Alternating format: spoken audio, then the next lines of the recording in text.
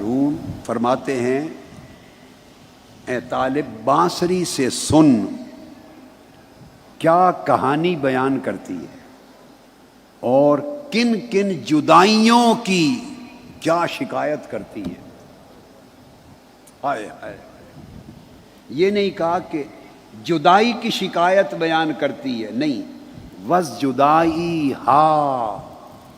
کتنی جدائیوں کی شکایت بیان کرتی ہے۔ اس بانسری سے سن کہتی کیا ہے، اس کو کتنی جدائیاں لاحق ہو گئی ہیں جن کی شکایت کرتی ہے، جن کا رونا روتی ہے اور جن جدائیوں پر آہ و زاری اور چیخ و پکار کرتی ہے۔ یہ جدائیاں بشنو از نئے، بانسری سے سن، نئے سے مراد اس شعر میں روح انسانی ہے۔ مولانا روم روح انسانی کو نئے کہہ کے یاد کر رہے ہیں۔ اس بانسری سے سن یعنی اے بندے اپنی روح سے سن، روتی ہے،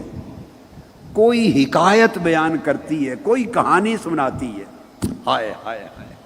اس روح کا رونا سن، کوئی کہانی سناتی ہے،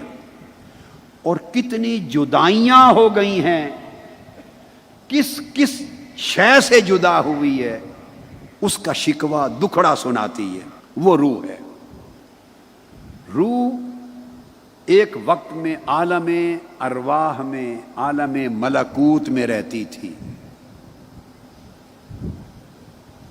عالم ملکوت میں رہتی تھی۔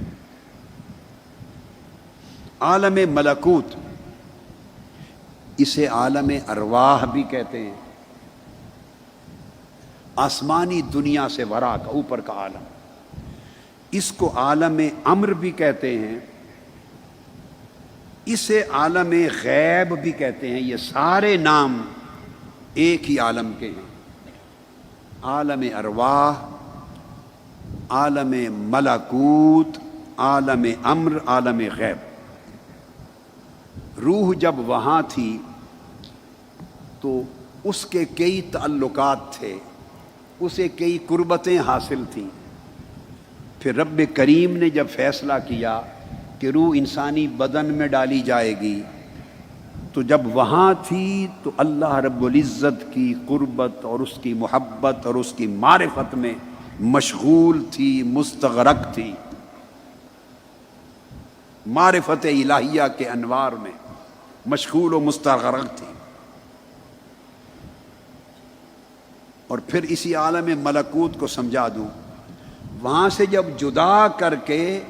بدن انسانی میں ڈال دیا گیا تو وز جدائی ہا، اس کی کئی جدائیاں ہوئیں۔ وہ جدائیاں کیا ہیں؟ ایک تو عالم ملکوت سے جدا ہو گئی، عالم ارواح سے جدا ہو گئی، پھر عالم ارواح کے ساتھ جہاں عالم ملکوت ختم ہوتا ہے اس کے ساتھ ایک اور عالم جڑا ہوا ہے اوپر، اس کو عالم جبروت کہتے ہیں۔ وہ عالم جبروت ملکوت کے پڑوس میں ہے، اوپر۔ اس عالم جبروت میں اسماء الہیہ کی تجلیات تھیں، اس عالم جبروت میں صفات الہیہ کی تجلیات تھیں، اس کو عالم جمع بھی کہتے ہیں۔ اور اسمائی، صفاتی، انوار و تجلیات سے وہ عالم روشن رہتا تھا۔ عالم ملکوت میں رہتے ہوئے اسے عالم جبروت کا پڑوس میسر تھا، نیبرہڈ میسر تھی۔ وہاں جہاں اسماء الہیہ کے انوار اترتے تھے، وہ عالم جبروت جہاں صفات الہیہ کی تجلیات اترتی تھیں، جہاں فرقتیں نہیں تھیں، تو عالم ملکوت میں خود رہنا، فرشتوں کا ساتھ اور سنگت، نیک روحوں کی سنگت، پاکیزہ لطیف جواہر، پھر ان کی عبادتیں، ان کے ذکر، ان کے اذکار، ان کے سجدے، اور پھر وہ قبلہ، وہ کعبہ وہاں کا، پھر اس کے طواف، پھر اس کے ذکر و اذکار، پھر عالم جبروت کے جلوے، اور وہاں سے چھن چھن کر آنے والے انوار و تجلیات، جو ملکوتی مخلوق کو ملتے تھے اور آتے تھے عالم جبروت سے، پھر عالم جبروت جہاں ختم ہوتا تھا، جبروت کے ساتھ جڑا ہوا اوپر ایک اور عالم تھا، اس کا نام تھا عالم لاہوت، اور عالم لاہوت میں ذات الہیہ کے انوار و تجلیات اترتے تھے۔ تو ملکوت کی دنیا میں رہتے ہوئے روح کو، اس بانسری کو، روحانی بانسری کو، ملکوت کا نورانی ماحول تو میسر تھا ہی، مگر جبروت کا پڑوس اور اس کی صحبت و قربت بھی تھی، اوپر ذات الہیہ کے انوار و جلیات کا عالم لاہوت بھی تھا۔ ملائکہ کی آوازیں بھی سنائی دیتی تھیں، ملائکہ کے سجدوں کی تسبیحات بھی سنائی دیتی تھیں، عالم ملکوت میں گونجتے ہوئے ذکر الہی کے نغمات بھی سنائی دیتے تھے۔ عالم نور تھا، وہاں نہ کوئی حرص تھا نہ ہوس تھی، نہ کسی کا کوئی لالچ تھا نہ شہوت تھی، وہاں کسی کے اندر نہ کوئی حقد تھا نہ حسد تھا، نہ شہوات تھی نہ خواہشات تھی، نہ تکبر تھا نہ عناد تھا، نہ بغض تھا نہ عداوت تھی، وہاں کثافت نہیں تھی، لطافت ہی لطافت تھی، وہاں جسمانیت نہیں تھی، نورانیت ہی نورانیت تھی، غلاظت نہیں تھی،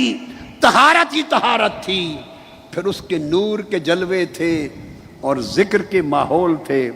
روح اس ماحول میں پیدا ہوئی، وہاں پلی، وہاں رہی، اسی سے آگاہ تھی، اس کے اندر نفسانی شہوت اور غضبی صفات ضمائم کی کوئی شے نہ تھی۔ اچانک، اور یہ وہ وقت تھا جس کی بابت قرآن مجید میں اللہ رب العزت نے فرمایا تھا لَقَدْ خَلَقْنَا الْإِنسَانَ فِي أَحْسَنِ تَقْوِيمٍ، انسان کو احسن تقویم میں پیدا کیا، اور پھر جب فیصلہ ہوا اب اس روح کو بدن انسانی کے ساتھ جوڑ دیا جائے اور اس روح پر انسانی حیات کا، زندگی کا مدار قائم کر دیا جائے، تو جب اسے انسانی جسم کے ساتھ جوڑنا مقصود تھا تو عالم ملکوت سے اتار کر اسے عالم ناسوت میں بھیج دیا۔ عالم ناسوت جس میں ہم بیٹھے ہیں، اس کو عالم اجسام بھی کہتے ہیں، اسے عالم ناسوت بھی کہتے ہیں،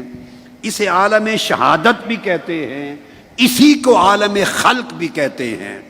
جب وہ ان کثافتوں کی دنیا میں آ گئی اور ان قربتوں کی دنیا سے دور ہو گئی، اب اس روح کو وہ ساری جدائیاں یاد آتی ہیں۔ عشق الہی کے سمندروں میں غوطہ زن تھی، قربت الہیہ کے سمندروں میں روحیں غوطہ زن تھی، اس کے انوار و تجلیات کے ساتھ علاقہ تھا، طہارت کے ساتھ علاقہ تھا، عبادت کے ساتھ تعلق تھا، اس کی ندا آتی تھی میرے بندو، ملائکہ جواب دیتے تھے ربی، ہر فرشتہ بولتا تھا ربی، صبح و شام یہی تانتا بندھا رہتا تھا، یہی تعلق جڑا رہتا تھا، یہی ربط نور تھا، نہ جسم تھا نہ جسمانیت تھی، نہ کوئی کثافت تھی نہ کوئی گناہ تھا۔ جب وہ روح اس ماحول کو چھوڑ کے اس بدن میں آئی تو بدن میں آ کے جب ادھر ادھر دیکھا، کہیں حرص کی بات ہو رہی ہے، کہیں لالچ کی بات ہو رہی ہے، کہیں تکبر کی بات ہو رہی ہے، کہیں رعونت کی بات ہو رہی ہے، کہیں شہوت کی بات ہو رہی ہے، کہیں حقد و حسد دیکھ رہی ہے روح،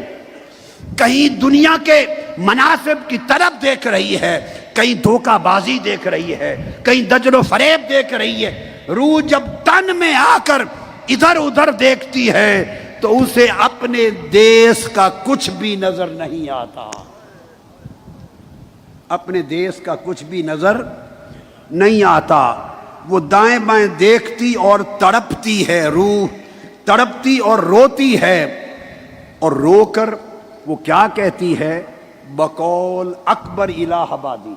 اکبر الہ آبادی نے کہا تھا کچھ نہ پوچھ اے ہم نشین، ہائے ہائے،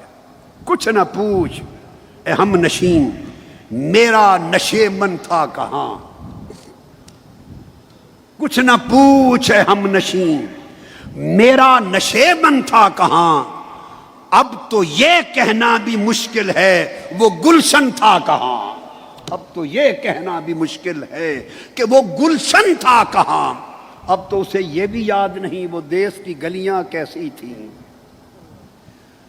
وہ بہت سی جدائیوں کو روح دیکھ کر تڑپتی ہے، اس کے تڑپنے کو آغاز کرتے ہیں مولانا روم کہ اس روح کی سن کیا شکایت کرتی ہے، کن جدائیوں کا